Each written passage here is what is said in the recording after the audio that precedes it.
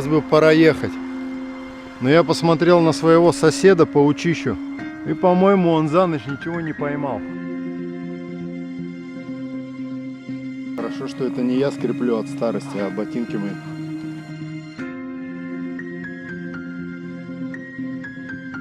Здесь как в фильме «Парк юрского периода». Папоротники везде. Мох. Я сплю на земле, в своей палатке. За что $20?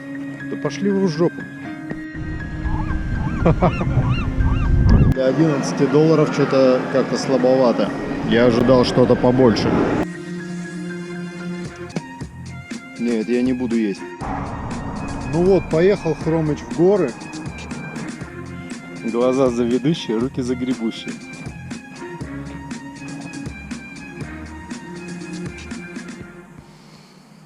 А воздух какой. Ну вот, поехал Хромыч в горы. Объявление, что там в ту сторону какие-то задержки. Видимо, кто-то там разложился и разбился. Высота секвой с футбольное поле. Огромные, просто огромные. Ну, стоим, тупим. Я не знаю, долго, недолго.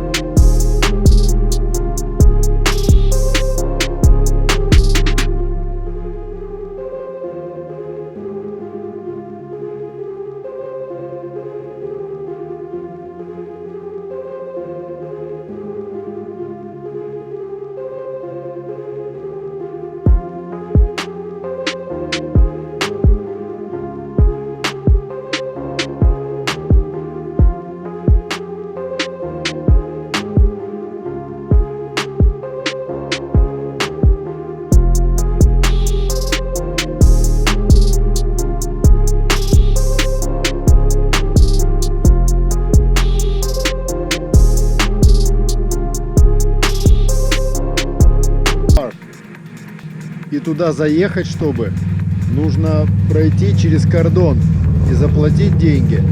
Но у меня есть мой бонус Annual Pass, который я купил заранее. Сейчас я его просто покажу, и мне скажут добро пожаловать. Та-дам!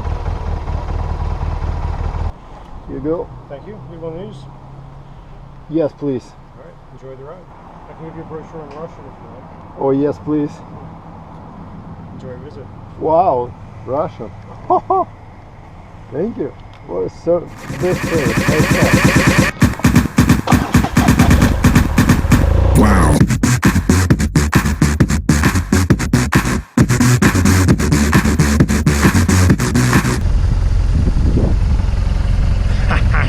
красота. С каждым национальным парком я начинаю понимать, что я выбрал правильное направление. Потому что сначала я был в штате Мэйн, в национальном парке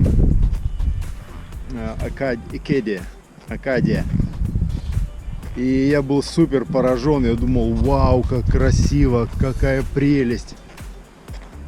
Но после Акадии я увидел Beartooth, зуб медведя. И я подумал, Акадия не самое красивое, не самое красивое место на земле. После Beartooth я увидел парк Йеллоустоун с его огромными водопадами и думаю, Йеллоустоун тоже не самое красивое место на земле. Вот она гора. Гора — это потухший вулкан. И с каждым парком я понимаю, что дальше больше и красивее.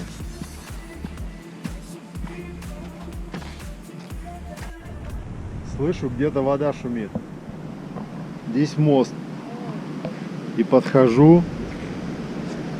Я думаю, где вода? Где вода?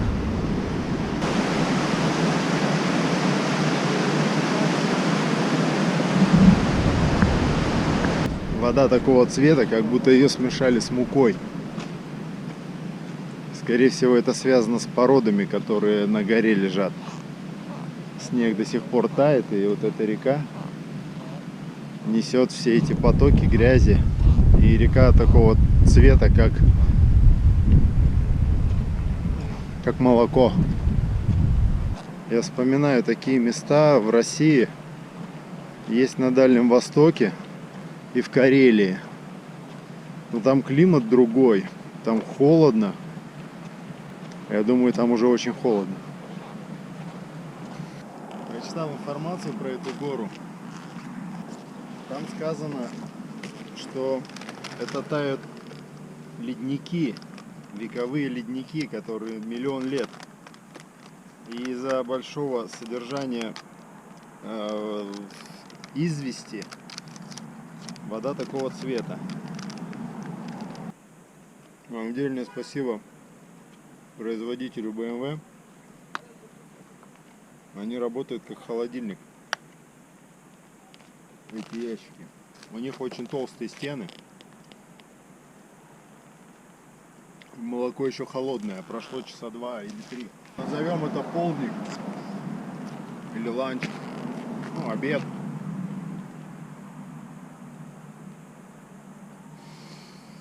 А воздух какой.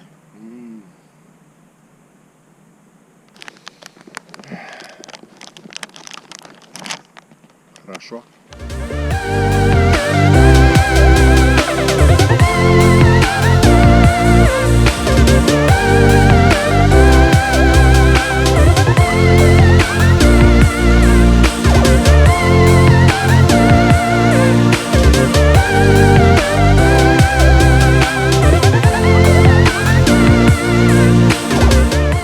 Меня поражают люди, которые подъезжают сюда на машине. Пассажир из машины высовывает камеру, делает пару снимков, и они едут дальше. Они не останавливаются, они не выходят из машины. То же самое я видел в Йеллоустоуне и во многих других парках. Так нахрена вы сюда приперлись, люди, если вы не хотите свою жопу вытащить из машины, чтобы вот эту красоту запечатлеть? Что вы будете показывать детям?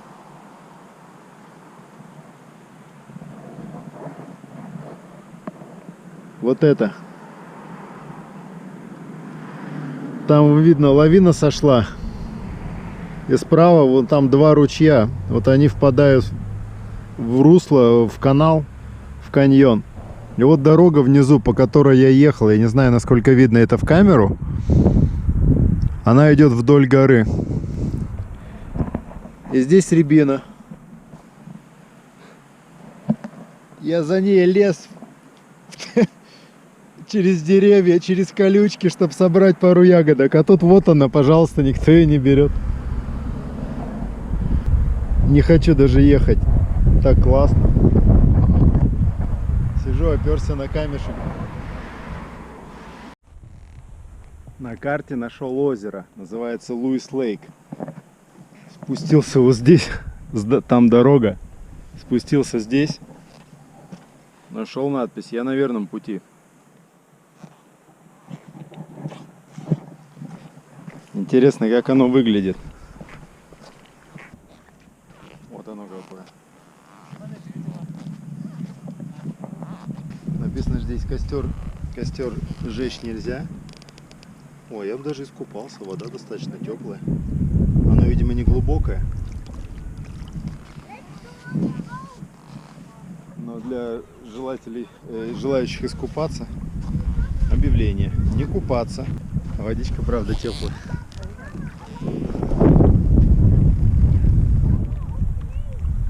Да ладно, вы только посмотрите, что я нашел здесь.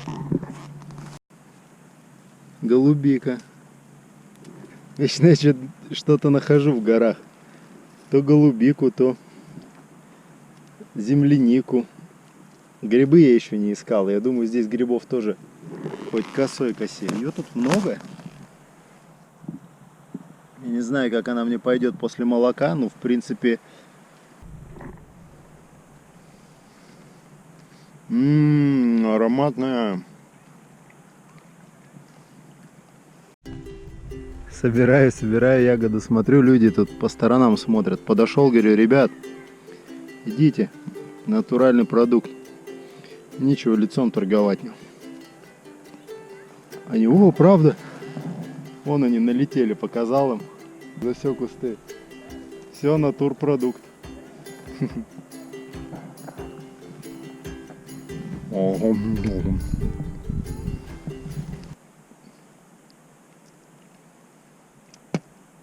Нет, я не буду есть. Что-то странное. Какая-то вроде как голубика. Я не знаю, что это за ягода. Хотя, не буду есть. Не знаю, не буду есть. Наверх всегда тяжелее. Хорошо, что это не я скреплю от старости, а ботинки мои.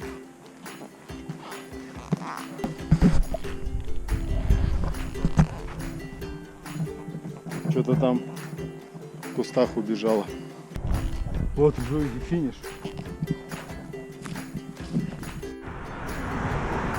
Я подобрался ближе к горе. Она уже вон там. Ближе подобраться уже нельзя. Самый пик называется Paradise.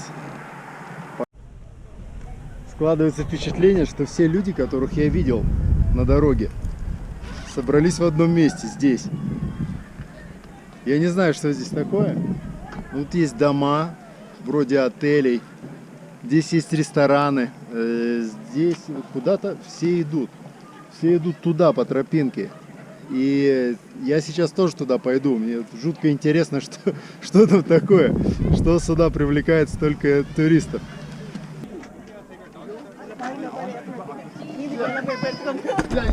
В общем, здесь написано, это очень популярные маршруты, по которым можно походить пешком. И все туда идут именно походить вокруг горы. Там дикая природа, там много цветов, которые нельзя давить. И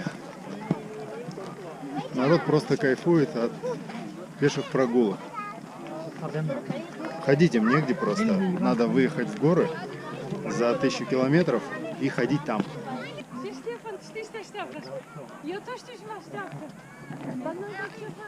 Посмотрим, насколько я могу подняться.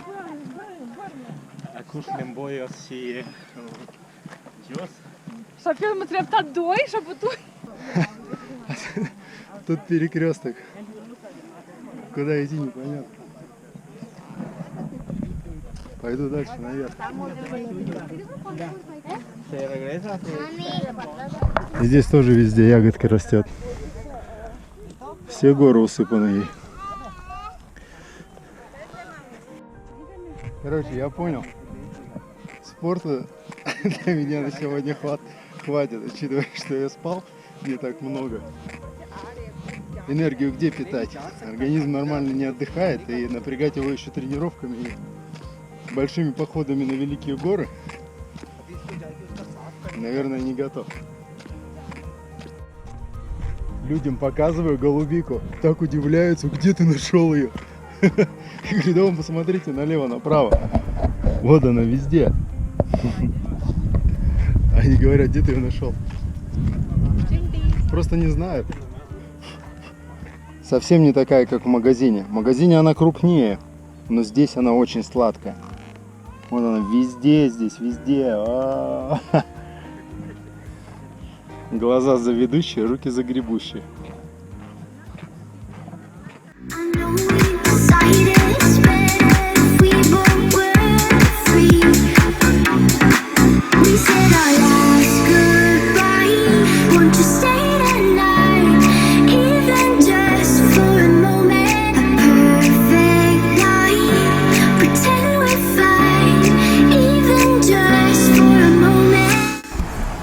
Заколебали эти машины. Хочешь поворот нормально по-человечески войти?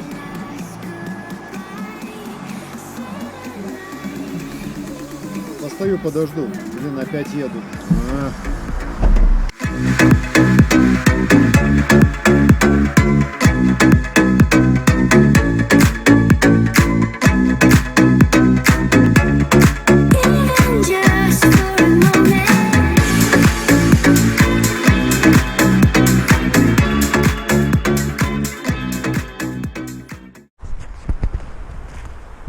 Мучился тут минут 10 с этим айфоном. Не получается у меня сфотографировать так, чтобы передать вот этот лес, насколько он меня впечатляет. Вот какие деревья, вот по сравнению со мной, И в высоту они с половину футбольного поля. Если не больше. Время уже темнеет. Я нашел около дороги дом заброшенный. Окна заколочены.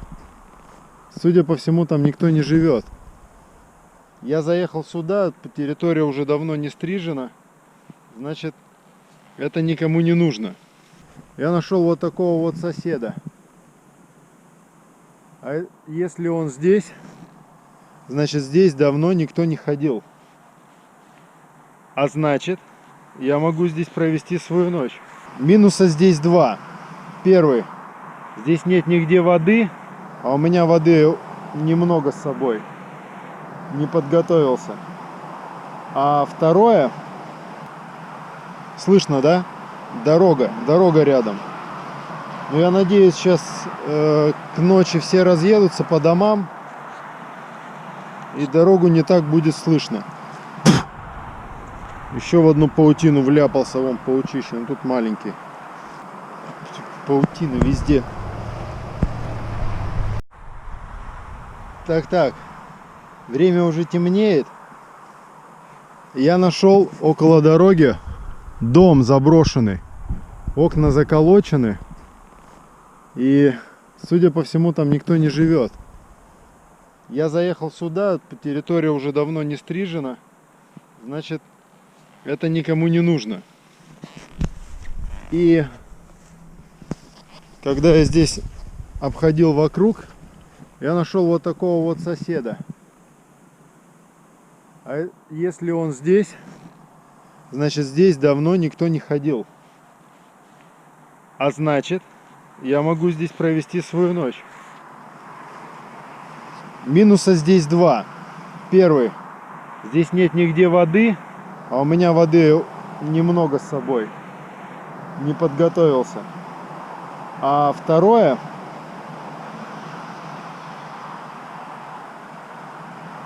Слышно, да? Дорога рядом. Но я надеюсь, сейчас к ночи все разъедутся по домам. И дорогу не так будет слышно. Еще в одну паутину вляпался, вон паучище, он тут маленький. Не такой большой, как тот. В общем, сегодня я ночую здесь. Я думаю, неплохо. Паутина везде.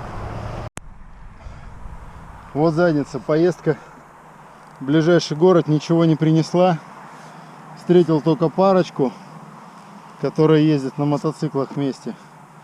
Hi, I'm Kelly and this is Melissa. We're from Graham, Washington.